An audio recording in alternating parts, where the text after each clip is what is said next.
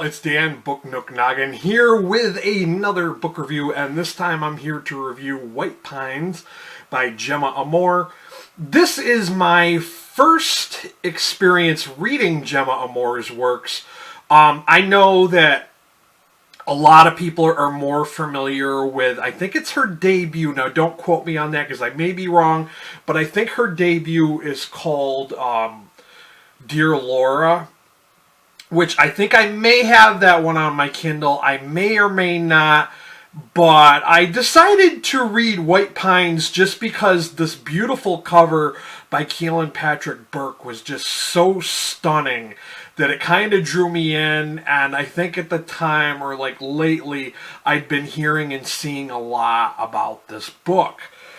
So I decided to read this one. And like I said in my March TBR, I started reading this back in February when it was Women in Horror Month. And at the time and at the point I was in this book, I wasn't sure if it was horror. It is a very much a multi-genre book. It kind of has a little bit of this and a little bit of that. Now shake your butt. No, I'm just kidding. But yeah, it has a little kind of a mix of everything.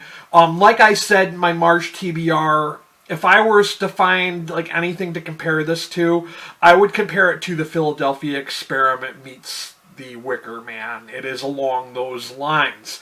Now, I noticed that there's a page count, like, there's something wrong with the page counts on Goodreads, because on Goodreads it said it was like 444 pages, but like this thing clocks in closer to 500 pages. It was definitely in the 470s, 480 some odd pages. It was way longer than what it said it was on Goodreads. Now this, I have to say flat out, guys, that this starts out, it's kind of all over the place. It starts out with the introduction of the main character, who is Megan.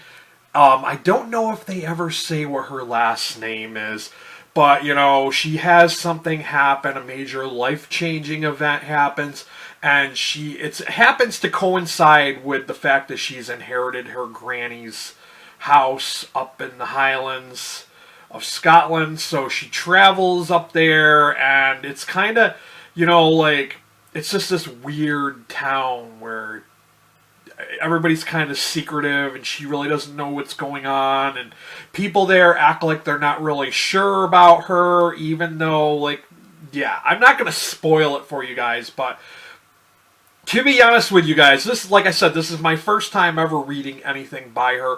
I know that since she had published Dear Laura, she's been on like a writing spree. She's been writing a ton of stuff. I think within the last 2 years, she's put out a lot of books. A lot of books. I know she does a podcast, and she also writes something else that it's involving Katie Seagal, who's from Married with Children. Kind of interesting. I'm intrigued by that, and I might want to check that stuff out. But let's get back to White Pines. Now, White Pines, for me, because it kind of feels like it jumps around at different points, and the way it was written, and this is my first time ever reading anything by Gemma Amor, it felt very disjointed for me. Now, I'm hoping it's only just this book and not everything she writes, but it kind of felt like piecemeal and very disjointed. There was like, and then there were other chapters that felt really super rushed, and I was like, well, you know, what happened? Are you going to go in and explain like why this event happened and where are these people? But we kind of get glimpses into that. It felt kind of undeveloped for me.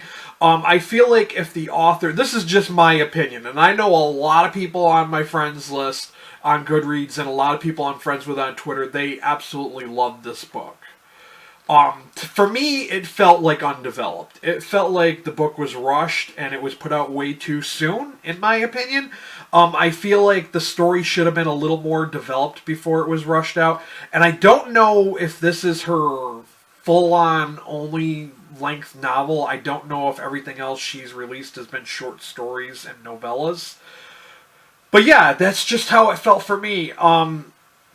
There were a couple of scenes where, you know, you're kind of left hanging, and the events feel very rushed. There's not much explanation, and it kind of left me like, you know, like, what's going on? Is this going to be explained later in the story? Now, don't get me wrong. I love the way that this book ended. I feel like it was poetically and prose-wise, it was ended beautifully.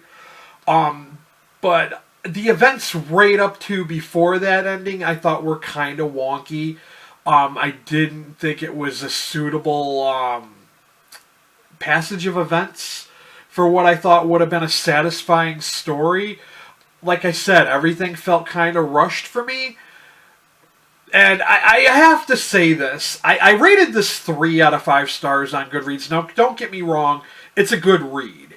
It's worth checking out if you are intrigued by the idea of the story of a Philadelphia Experiment meets The Wicker Man. In that regards, it is worth picking up and checking out. But don't get your hopes up thinking that this is going to be like the be-all, end-all. Like, you know, I kind of, and I have to say this, don't judge me, but I feel like I kind of wonder if the ratings that I've seen for this book are kind of biased because they're friends with the author. And I'm wondering if that's why I saw so many 5-star ratings for this book, because in my opinion, I did not feel like that this was a 5-star book. Like I said, I felt like it felt very kind of disjointed for me. Like it felt like some of the sections were written in not in a linear fashion, and I felt like they were kind of cob-jobbed together to try to make it fit and tell this story, which did not feel very smooth at all for me. Like I said, some scenes and parts of the book felt very rushed. But, you know, for it being a almost 500-page book, it didn't really feel like it took that long to get through. Like, I know you're thinking to yourself, you're probably like, well, wow, that's a lot of pages, so maybe it was pretty lengthy. But I think with the way the book was set up, with the font size and the spacing and everything, I think really helped this, because it was kind of fast-paced in a way. Because I think the fact that some of the scenes were rushed kind of helped it run along faster than it typically would have been. I mean, it could have been worse. It could have been a lot slower to read. But, you know, it is what it is. I think I'm going to definitely go check out her other works. So, I mean, I don't want you to think a 3-star rating is bad. I mean, I enjoyed it. I enjoyed it, but I don't think it was one of the better things I've read since January 1st. I really don't think it's one of the best things I've read. Where I kind of had this expectation when I saw these 5-star ratings, and I'm really leaning towards that people are biased, that they gave a biased rating because they're friends with the author. But it is 3 out of 5 stars for me on Goodreads. Of course, as always, for those of you in the U.S., I will have a link to Amazon down below. For those of you guys outside the U.S., I'm going to see if I can find this on bookshop.org. Hopefully it's there. I don't see why it wouldn't be. I think she's relatively good. I think she should be listed somewhere on a different independent bookseller site, so I'm sure it's someplace else besides Amazon. And if not, I'm going to try to find out what her website is so you can order direct from her if that so be your need. Of course, as always, I'm going to throw down my coffee link if you don't mind buying me a coffee or two. I could use the energy and the motivation. And, you know, you guys, I really appreciate the support I get from people buying through my links and donating to my coffee. It really helps out in this time, especially when I'm so close to 1,000 subscribers and I'm no longer receiving AdSense. I used to get AdSense back in the day, but no longer since YouTube changed their AdSense requirements, and yeah, it's been a tough past few years. But that's all I got for you guys. Like I said, 3-star rating is not bad. It's just not great in my opinion. I didn't love it, and I didn't think it was that great. But it was a satisfying. It was good. It was a good read.